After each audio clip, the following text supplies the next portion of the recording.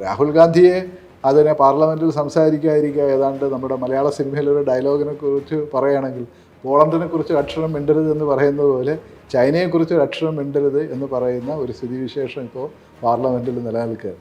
2020 ഓഗസ്റ്റിലാണെന്ന് തോന്നുന്നു ചൈന മറ്റേ eastern Ladakh സെക്ടറിലേക്ക് Chinese കടന്നുകയറ്റത്തെക്കുറിച്ചിട്ടുള്ള പരാമർശമാണ്. ചൈനയുടെ ടാങ്കുകൾ നമ്മുടെ ലൈൻ ഓഫ് കൺട്രോൾ ഭേദിച്ച് മുന്നോട്ട് വരികയാണെന്ന് പറയുന്ന ഒരു ഇൻഫർമേഷൻ ആർമിക്ക് കിട്ടുകയും ആർമി ചീഫായിരുന്ന അല്ലെങ്കിൽ കരസേനാ മേധാവിയായിരുന്ന നാരാവനെ അദ്ദേഹം അന്നത്തെ പ്രധാനപ്പെട്ട രാഷ്ട്രീയ നേതൃത്വത്തിനോട് എങ്ങനെയാണ് ഇന്ത്യ പ്രതികരിക്കേണ്ടതെന്നുള്ളത് ആവശ്യപ്പെടുകയും ചെയ്യുന്നു. എന്തായിരിക്കണം ഇന്ത്യയുടെ പ്രതികരണം എന്നുള്ളത്.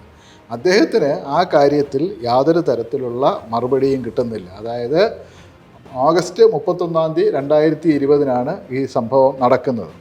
ചൈനീസ് ടാങ്ക്സ് അഡ്വാൻസ് ടുവേഴ്സ് റെച്ചിൻ ലാ എന്ന് പറയുന്ന പ്രദേശത്തേക്ക് ചൈനയുടെ ടാങ്കുകൾ മുന്നോട്ട് വരുന്നു.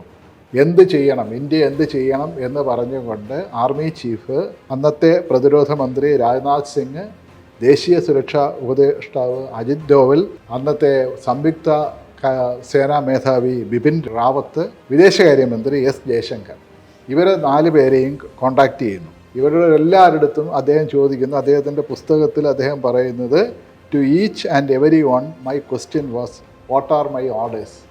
എനിക്കുള്ള ഉത്തരവ് എന്താണ്, ഇതാണ് എനിക്ക് പറയാനുള്ളത്, ഇതാണ്, ഇവരിങ്ങനെ വരുന്നു, എനിക്കുള്ള ഉത്തരവ് എന്താണ്.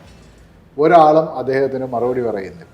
അദ്ദേഹത്തിന് ഇതൊരാളും മറുപടി പറയാതെ, പക്ഷേ അദ്ദേഹം പറയുന്നുണ്ട് അദ്ദേഹത്തിന് വളരെ കൃത്യമായിട്ടുള്ള, അല്ലെങ്കിൽ ഇന്ത്യൻ ആർമിക്ക് ഉള്ള കൃത്യമായിട്ടുള്ള ഉത്തരവാണ് ഏറ്റവും മുകളിൽ നിന്നുള്ള, അതായത് രാഷ്ട്രീയ നേതൃത്വത്തിൻ്റെ ഏറ്റവും ഉയർന്ന ഇതിൽ നിന്നുള്ള നിർദ്ദേശമില്ലാതെ യുദ്ധം തുടങ്ങരുത്, തിരിച്ച് ഫയർ ചെയ്യരുത് എന്നുള്ള എക്സ്പ്ലിസിറ്റ് ആയിട്ടുള്ള വ്യക്തമായ നിർദ്ദേശമുണ്ട്.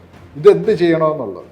അപ്പോൾ ഈ ഒരു സാഹചര്യത്തിൽ അവസാനം അന്ന് രാത്രി 10:30 മണിക്ക് രാജ്നാഥ് സിംഗ് അദ്ദേഹത്തെ വിളിക്കുന്നു. അദ്ദേഹം പ്രധാനമന്ത്രിയുടെ നിർദ്ദേശം ഇതാണ്, അതായത് നിങ്ങൾക്ക് ഉചിതമെന്ന് തോന്നുന്നത് നിങ്ങൾ ചെയ്യും.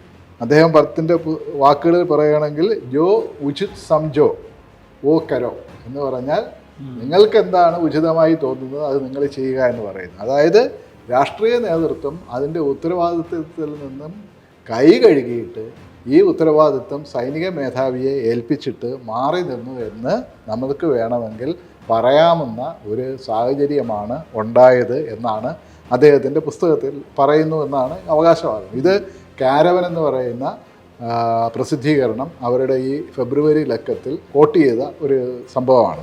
അപ്പോൾ ഇതെന്തുകൊണ്ട് സംസാരിക്കാൻ അനുവദിക്കുന്നില്ല എന്ന് പറയുന്നതാണ് രാഹുൽ ഗാന്ധി ഉന്നയിക്കാൻ ശ്രമിക്കുന്ന വിഷയം. നാരവനെ പറയുന്നത് അദ്ദേഹം എടുത്ത ഒരു തീരുമാനമെന്ന് പറഞ്ഞു കഴിഞ്ഞിരുന്നാൽ നമ്മുടെ ടാങ്കുകൾ ചൈനീസ് പട്ടാളക്കാർക്ക് നേരെ തിരിച്ചു വയ്ക്കാനായിട്ട് അദ്ദേഹം പറഞ്ഞു. പക്ഷേ ഒരു തരത്തിലും ഫയർ ചെയ്യരുതെന്ന് പറഞ്ഞു. നമ്മുടെ ടാങ്കുകളുടെ തോക്കുകൾ, പീരങ്കികൾ എന്തെന്ന് വെച്ച് കഴിഞ്ഞാൽ അത് ചൈനീസ് പട്ടാളത്തിന് നേരെ ഫേസ് ചെയ്ത് വയ്ക്കാം. പക്ഷേ അദ്ദേഹം പറയണത് എന്തോ ഒരു ഭാഗ്യവശാൽ ചൈനീസ് കക്ഷികൾ അവരുടെ ടാങ്കുകൾ മുന്നോട്ട് വരുന്നത് അവർ പിന്നോട്ട് പോകാൻ പറയും. അപ്പോൾ എന്ന് പറഞ്ഞു കഴിഞ്ഞാൽ അദ്ദേഹം ഇംഗ്ലീഷിൽ പറയുന്ന ഒരു ഒരു സാധനമാണ്, അവർ ചൈനീസ് ബ്ലിങ്ക്ഡ് ഫസ്റ്റ്, അവരാദ്യം കണ്ണ് ചിമ്മി എന്ന് പറയുന്ന ഒരു നിലയിലാണ് ആ പ്രശ്നം പരിഹരിക്കുന്നത്. അപ്പോൾ അല്ലെങ്കിൽ ആ പ്രശ്നം അന്ന് അവിടെ അങ്ങനെ ഡിഫ്യൂസ് ചെയ്യുന്നത് എന്ന് പറയുന്ന ഒരു സാഹചര്യം ഉണ്ടായത്. അപ്പോൾ രാഷ്ട്രീയമായിട്ട് എന്താണ് നമുക്ക് തരുന്ന ഒരു സന്ദേശം എന്നുള്ളത് വളരെ പ്രസക്തമായ ചോദ്യമാണ്. കാരണം ചൈന ഇന്ത്യൻ അതിർത്തിയിൽ ഇന്ത്യയുടെ കൈവശം ഉണ്ടായിരുന്നു എന്ന് പറയുന്ന പ്രദേശം അവരിപ്പോൾ കൈയടക്കിയെന്ന് പറയുന്ന ഒരു വാദം ഇവിടെ നിൽപ്പുണ്ട്. നമ്മുടെ സർക്കാരാണെന്നുണ്ടെങ്കിൽ അത് ഔദ്യോഗികമായിട്ട് നിഷേധിച്ചിട്ടുമുണ്ട്.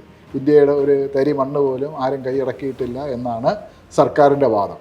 അപ്പോൾ സർക്കാരിൻ്റെ ഈ ഒരു വാദത്തെ, അല്ലെങ്കിൽ ഞാൻ നേരത്തെ സൂചിപ്പിച്ച പോലെ അതിദേശീയതയുടെയും ഹൈപ്പർ നാഷണലിസത്തിൻ്റെയും വക്താക്കളായി മുന്നോട്ട് വരുന്ന ഒരു രാഷ്ട്രീയ കക്ഷി, അല്ലെങ്കിൽ അത് നിരന്തരം ഉന്നയിക്കുന്ന രാഷ്ട്രീയ കക്ഷികളാണ് ഈ പറയുന്ന നിലയിലുള്ള വലിയ ഒരു ദേശീയ സുരക്ഷാ സംഭവത്തിൽ ഇത്രയും നിരുത്തരവാദപരമായി പെരുമാറുകയെന്ന് പറയുന്ന ഒരു ആക്ഷേപം നേരിടുന്നത്. അത് സർക്കാർ പക്ഷേ പറയുന്നത്, സർക്കാരിൻ്റെ ഭാഗത്തു നിന്ന് ഇതിനെക്കുറിച്ചിട്ട് അവർ പറയുന്നത് ഇങ്ങനെ ഒരു പുസ്തകം ഇല്ല എന്നാണ്. ഇല്ലാത്തൊരു പുസ്തകത്തിന് കോട്ട് ചെയ്തും കൊണ്ട് എങ്ങനെ സംസാരിക്കാൻ പറ്റും എന്നുള്ളതാണ് അവർ പറയുന്നത്. അപ്പോൾ അതിനെക്കുറിച്ചിട്ടുള്ള വിഷയം എന്ന് പറഞ്ഞാൽ ഈ പുസ്തകം അദ്ദേഹം എഴുതാൻ പോകുന്നതെന്ന് പറയുമ്പോഴത്തേക്ക് അദ്ദേഹം ഈ പുസ്തകം ഇവരുടെ ക്ലിയറൻസിന് വേണ്ടിയിട്ട് കൊടുത്തു. അതായത് ഡിഫൻസ് മിനിസ്ട്രിയുടെ ക്ലിയറൻസിന് വേണ്ടി. കാരണം അതിന് അങ്ങനെ എന്തോ അതിൻ്റെ ടെക്നിക്കൽ ഇതുണ്ട്. കാരണം സെർവിങ് ഇതായിട്ടുള്ള ഇത്രയും സീനിയറായിട്ടുള്ള ഉദ്യോഗസ്ഥർ അവരുടെ മെമ്മേഴ്സ് അല്ലെങ്കിൽ ഓർമ്മക്കുറിപ്പുകൾ എഴുതുമ്പോഴത്തേക്ക് അത് ക്ലിയർ ചെയ്യാനായിട്ട് ഇവരുടെ പെർമിഷൻ വേണ്ടി വരും. അപ്പോൾ ഈ പെർമിഷൻ അദ്ദേഹം സബ്മിറ്റ് ചെയ്തു. അദ്ദേഹത്തിന് 2 വർഷമായിട്ട് ഈ പെർമിഷൻ കൊടുത്തിട്ടില്ല. പെർമിഷൻ കിട്ടുന്നതിന് മുമ്പ് തന്നെ ഈ പുസ്തകം എൻ്റെ പബ്ലിഷേഴ്സ് നേരത്തെ തന്നെ പബ്ലിഷ് ചെയ്തതിന് ആമസോണിലും മറ്റും അവൈലബിൾ ആയിരുന്നു എന്നാണ് പറയുന്നത്. കഴിഞ്ഞ 2 ദിവസം കൊണ്ട് ഈ പുസ്തകം ആമസോണിൽ നിന്നും മറ്റിടത്തു നിന്നെല്ലാം പിൻവലിക്കപ്പെട്ടു. അപ്പോൾ ഇന്ന് രാഹുൽ ഗാന്ധി പാർലമെൻറ്റിൽ വരുമ്പോൾ ഈ പുസ്തകത്തിൻ്റെ കോപ്പിയായിട്ടാണ് വന്നിട്ടുള്ളത്.